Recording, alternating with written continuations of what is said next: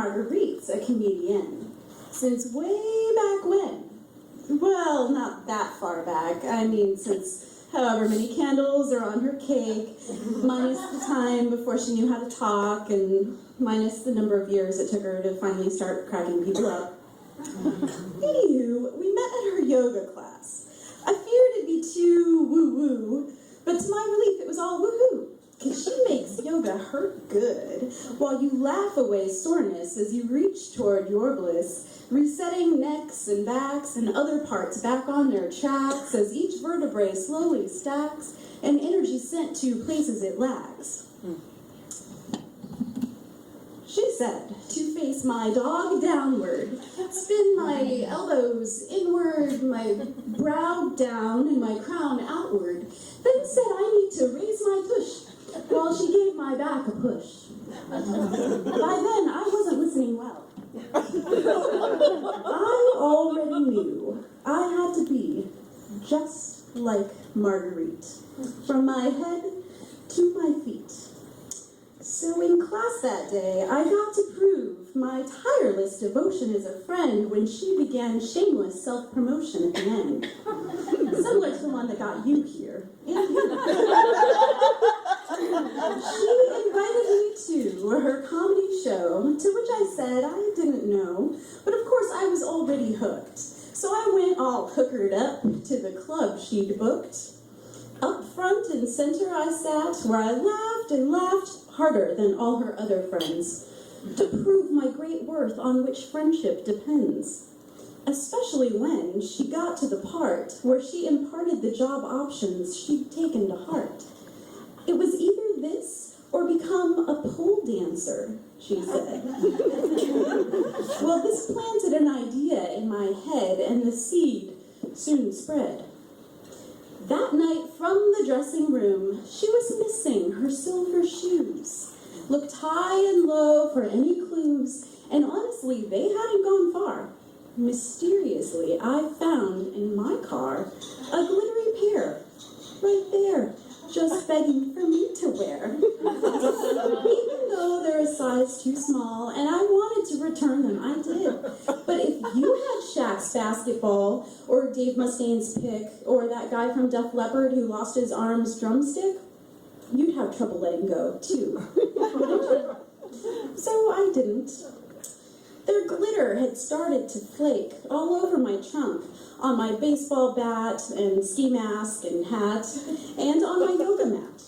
So no matter where I'm at, I'm doubly reminded that she teaches yoga for inspiration and has stripping aspirations. You know what adults call glitter? Stripper dust. So all over my yoga mat it abounds, a reminder of that night surrounds, even if she's not around. Every time I practice yoga, or do Pilates, or just need something to sit on in the sand in Point Loma near her place, or at Balboa Park where she takes coffee breaks, when that glitter adorns me, it's an echo of when I first heard her true voice and her preferred career choice. When I'm near Marguerite, which is not every day that she sees me anyway, I know that rings a little hollow because I so closely follow her on Facebook and in her car and through GPS. And the internet helps me do it best. But when I see her, I recall Maya Angelou, Robert Duvall, and Ernest Hemingway all say, everyone needs a hero, and before her, I had zero. Since her, it's been hard too. I'm normally bubbly, but around her, I get all flubby. Do these flip-flops make my toes look chubby? During the class, I get mushy and gushy, and when it comes to her, I'm a high talker, and yeah, a bit of a gawker.